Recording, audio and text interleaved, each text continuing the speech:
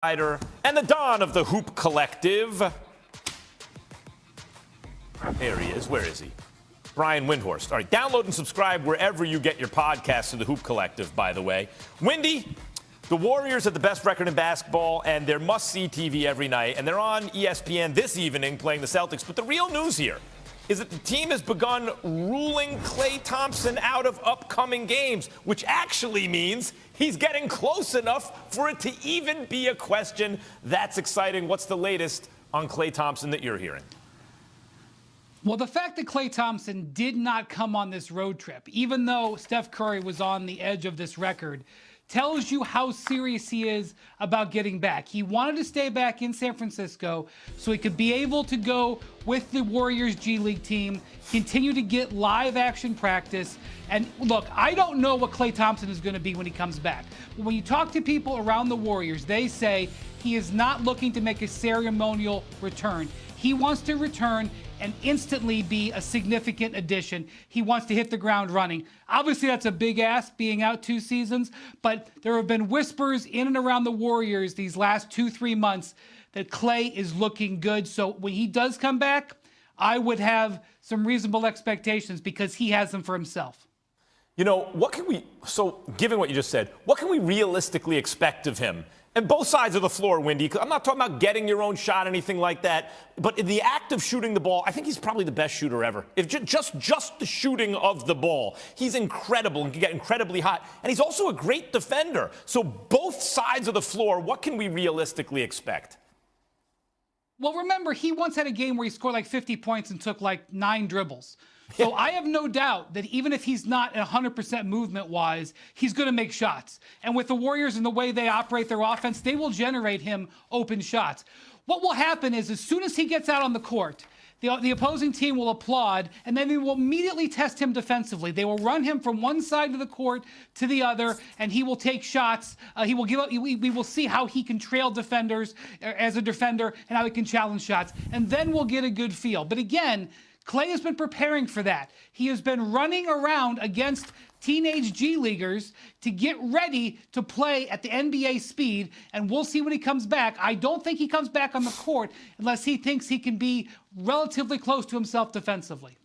Windy, meantime, Steph Curry, Klay's, the Splash Brothers, right now is playing at an incredible clip. And a lot of people are saying MVP, and then their former teammate KD the same thing. But I want to play you a clip of our friend and colleague Zach Lowe talking about the MVP race and how he hates its framing as a head-to-head matchup between Steph and KD. Watch this. It's beyond stupid that we frame this as a two-man race. Like, Nikola Jokic is averaging 26.5 points, 14 rebounds, 7 assists, 58% shooting, 66% on twos. Pick whatever advanced stat you want. Pick any advanced stat you want. Stop. Any advanced stat you want. Yeah, get fired up, Zach. He leads the NBA in every single one. He's on pace for the highest He's on pace for the highest player efficiency rating ever. Hey, Windy, I know when I'm making an argument and I see the whole kind of group think, that means there's no real response, or else you just give a response. Does Zach have a point here? I know you think it was, last I checked, Steph's the MVP, but he makes a good case for Jokic. Okay, look, there's 2 ways to have this discussion. One is, who should we argue about being the MVP? And 2, who is the leading case for the MVP? And if you want to argue with Zach will bring all of his ammunition and it'll be a good back and forth. But we just had 1 week ago, Tim Bontemps putting out his straw poll. He talked to 100 voters, not 100 guys on the street, not 100 people in his phone, 100 voters in 28 markets and across the world, the people that actually vote, and it wasn't even a discussion. Steph got 94 out of the 100 votes. Durant got 2. Jokic got none. This is the biggest landslide we have seen in the modern era at this point in the season. Does that mean that's where it's going to be in March? Of course not. Does that mean Nikola Jokic doesn't have a case? Of course not. But right now, the people who actually vote think Steph Curry is the MVP by a greater margin than Secretariat won the Belmont. Yeah. And that's just a reality. You can take it from there wherever you want to go. Yeah, but people who actually vote throughout MVP history in all sports have been wrong from time to time, and spectacularly wrong at times. From what you're hearing quickly, is there any, because Jokic just won the award and people don't really believe he's the best player in the league, is there any of that going on? You know, Steph's numbers this year are actually a little bit less than they were last year, but the Warriors are so great that it's overwhelming everybody. I think Durant should get more, more attention. I voted for Steph in this straw poll, and if I had to re-vote today, I'd probably vote for Durant more than just because I think Durant should be getting light on him, and that's not an insult to anybody. But it's a very intriguing race, and one thing that we're going to be seeing is that this year, team performance is going to matter more than ever, and right now the Warriors' team performance is carrying the day. Fair enough. There he is, Brian Windhorst. Windy, always appreciate it when you jump on.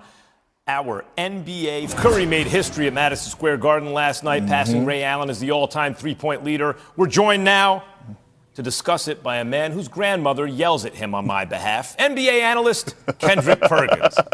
Well, she's a big boxing fan, right? Perk, after the game, Steph said he got Draymond and Iggy Rolexes to thank them for all the assists. So let me just start out by asking, what's the best gift a teammate ever gave you? Well, one, KD didn't get a rollie, and I damn sure ain't get a rollie. I tell you that. It wasn't that top of the notch, but KG did. Kevin Garnett did give me a Louis backpack, my first one ever. That because I was so cheap, Max, I wasn't going to spend that type of money on a backpack. But he did give me my first one. That was my best gift, if I had to say I had one. I didn't get too many. You could call it cheap, or you could call it smart. You needed a Louis Vuitton backpack for what? What are you going to? What are you keeping in there? Gold notes? You got a gold-plated notebook? All right. Right. Perk, it'll be an historical footnote, right? But the Warriors won the game, which of course means the Knicks lost it, right? Jim Dolan's perennial losers are on a 4-game skid and have lost 8 of 9. Is one supposed to be, wasn't this supposed to be the Bing Bong season? What happened? No, it wasn't. And Max, look, last year you have to realize the Knicks were doing the hunting. This year they're getting hunted. And I'm not saying they was a title favorite or whatever, but team are strapping their boots up. And look, this is what's happening. The Knicks are getting exposed for not having a superstar. Although Julius Randle made improvements last year, most improved, all-star and all that, he's not a number 1 option. I don't even know if he's a number 2 option, and I'm a huge Julius Randle fan. So what's happening with the Knicks right now, it's not surprising to me because I tried to warn people before the season that they wouldn't be as good as they were last year. So they signed Kemba and Fournier, the Knicks did, to add offense after last year's first-round playoff exit, which was actually one of their most successful seasons of the 21st century. I mean, Dolan's Knicks have been pathetic. Anyway, Fournier has struggled and Kemba's been benched. This team have a chance to get right, Perk?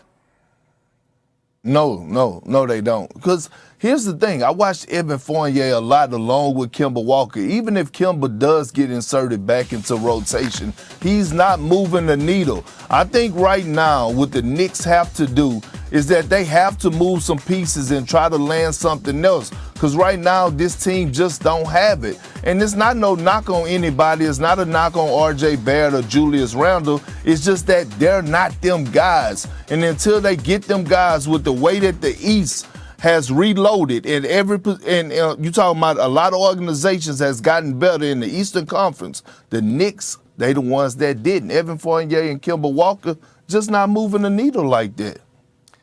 Yeah, it's been great under Dolan, this Knicks franchise. In Brooklyn last night, on the other hand, Kevin Durant went for 34, 13, and 11 assists in a win over the Raptors. Now, the Nets, largely thanks to KD's MVP caliber play, have the best record in the East. So beating the Raps isn't normally a big deal, except the Nets had 7 players in the COVID protocol. They were missing 3 starters, and Joe Harris, and of course, Kyrie Irving. So, Perk, the man is averaging 41 a game, 41 over his last 3, KD. Can you put his play this season in perspective for us? Is anybody even close to him right now? No. And last night proved it. And I don't want to hear that they were facing the Toronto Raptors. No, they were almost close to not having enough players. And all of a sudden they called up some of them young guys and KD said, come on. And this reminds me, Max, of when KD won his MVP in Oklahoma when I was playing with him when Russell Westbrook went out. We see what he's capable of doing without playing with other stars. We already know that he's going to get buckets, but now we're seeing him get those boards. And the most important thing, making guys around him better. We saw KD last night. What did he do? He slid to the point guard position and flourished well. What he